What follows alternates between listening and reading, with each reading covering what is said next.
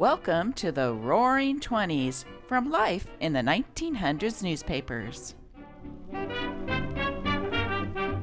Today, our vintage newspaper is the Dallas Morning News from Dallas, Texas, dated Saturday, August 2nd, 1924.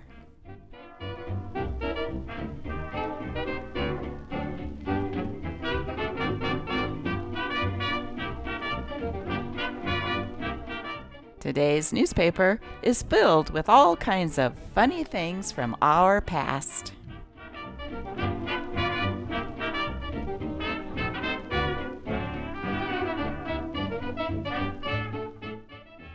Fugitive, 22 years, finds it's a mistake. Birmingham, Alabama, August 1st. Slave of a guilt conscience, with the noose before his eyes for 22 agonizing years, Oliver Cameron, 52, slept the sleep of one at peace with the world on his hard cot in a prison cell here Thursday night. As the fugitive for nearly a quarter of a century dozed peacefully away, William J. Gale, 81 years of age, gray and stooped, was hurrying here from his home in Sharpsburg, Georgia, to press charges of assault with intent to murder filed against Cameron after their fight in 1902. Unable to withstand the torture any longer, Cameron was arrested in Portland, Oregon a few days ago. He confessed he was a fugitive from justice and told of the murder he thought he had committed. He was returned here and learned that Gay was alive. "Nothing matters now," Cameron declared. "I have no man's blood on my hands." What a relief!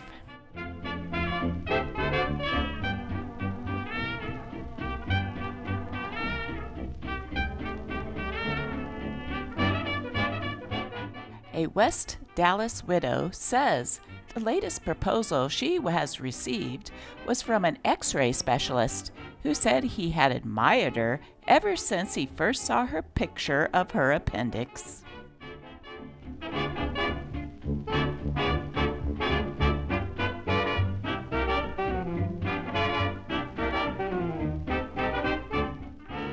The next best thing, Sydney Bulletin.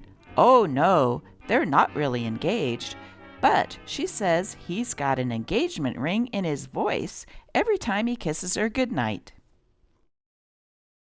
Here's an unusual one. Negro organization lends its hall to Klansmen, Albany, New York, August 2nd. Refused permission by the City Commission to use the Municipal Auditorium for initiation work scheduled for August 7th. The local lodge, Knights of the Ku Klux Klan, applied to the officials of the Supreme Circle of Benevolence, a big Negro fraternal organization, for the use of its assembly hall in its national headquarters building here. And the permission was readily granted, according to the officers of the Negro organization. Another question. Which would you rather go out with? A lady who wears pants and doesn't smoke, or one who wears skirts and does smoke? Tilly Klinger says the reason she is quitting her present boarding house is because they want her to room with a girl who begins snoring at 9 o'clock and singing at 6. Did you know that boarding houses were popular in the 1920s? You would pay, usually your landlady, for a room and all your meals. Meals were board.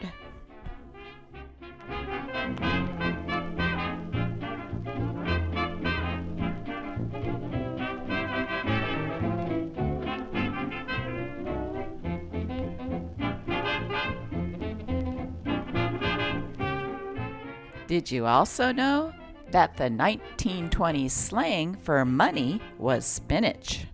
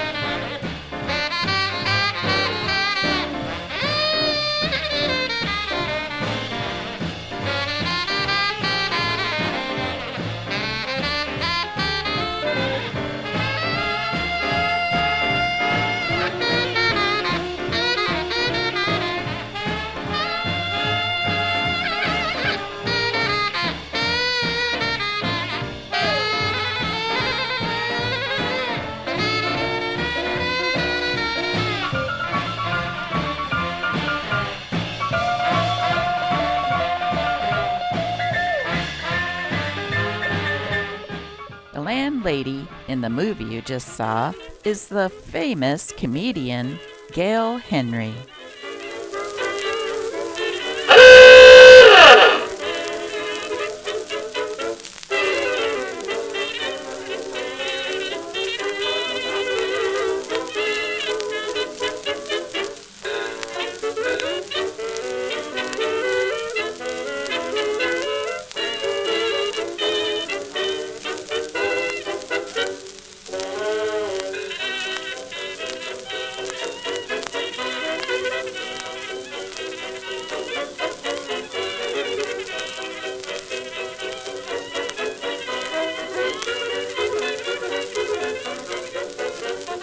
What? No spinach? Don't tell me that. What? No spinach? Hand me my hat. I don't care for onions. They hurt my bunions. Why don't you try them on the cat? Meow! Oh, I wish that the fish that you gave me were down at the bottom of the sea. What?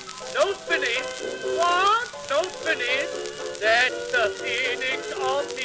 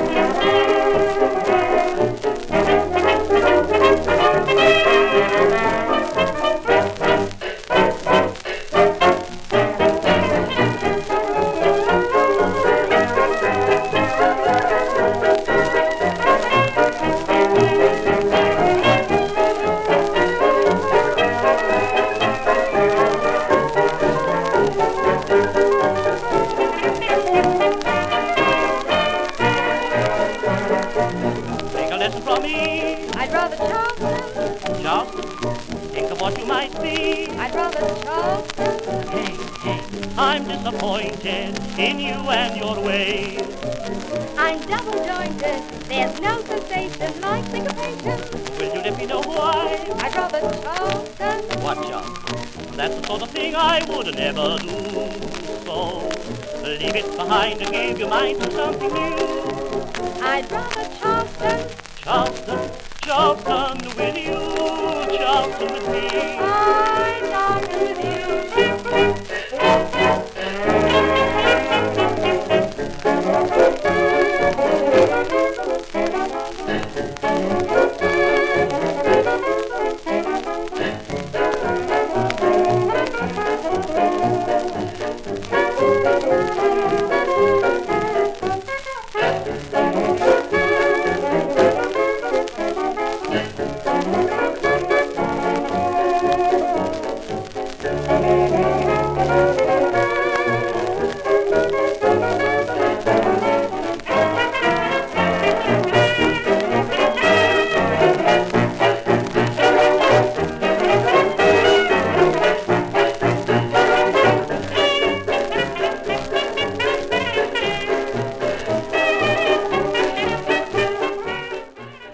Just throw them away, Mrs. Much. I've been washing my diamonds all the morning in champagne. What do you do with yours when they're dirty? Mrs. Moore: throw them away.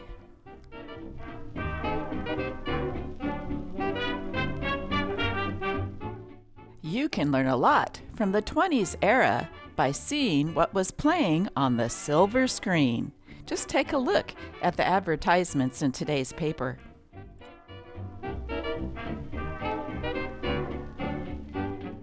At the Old Mill Theater today, for all wives who are thinking of changing husbands, Raymond Griffith, Latrice Joy, and Victor Varconi.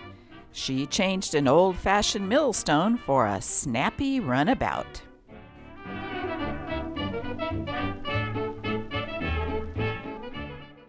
At the Capitol Theater, Carl LeMay presents Virginia Volley in The Signal Tower, a thrilling story of conflicting emotions. He wanted to go where duty called, but which way? His wife's honor was at stake. He knew the limited was doomed. Where did his duty lie? At the Palace Theater, Beautiful Women or Pursuing Men? Which? Betty Compson in The Enemy Sex, the story of a beautiful Broadway butterfly who considered all men her prey. The director of The Covered Wagon has given the word another screen masterpiece. Majestic, no better entertainment anywhere. In fact, it has iced air, not too cold, just right.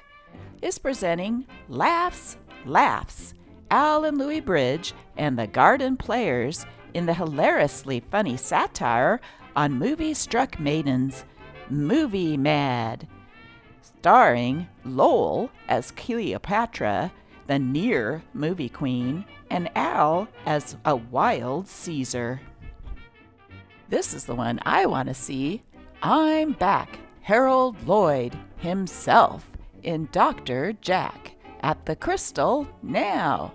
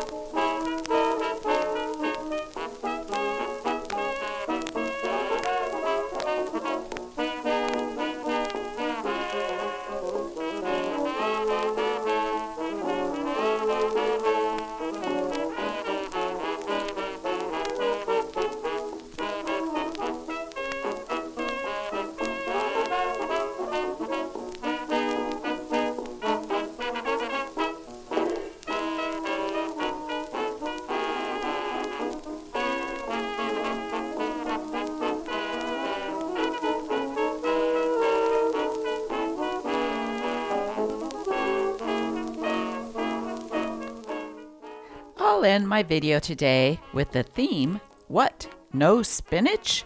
With one of the more famous cartoons of the 20s and 30s. You guessed it. Popeye the Sailor Man.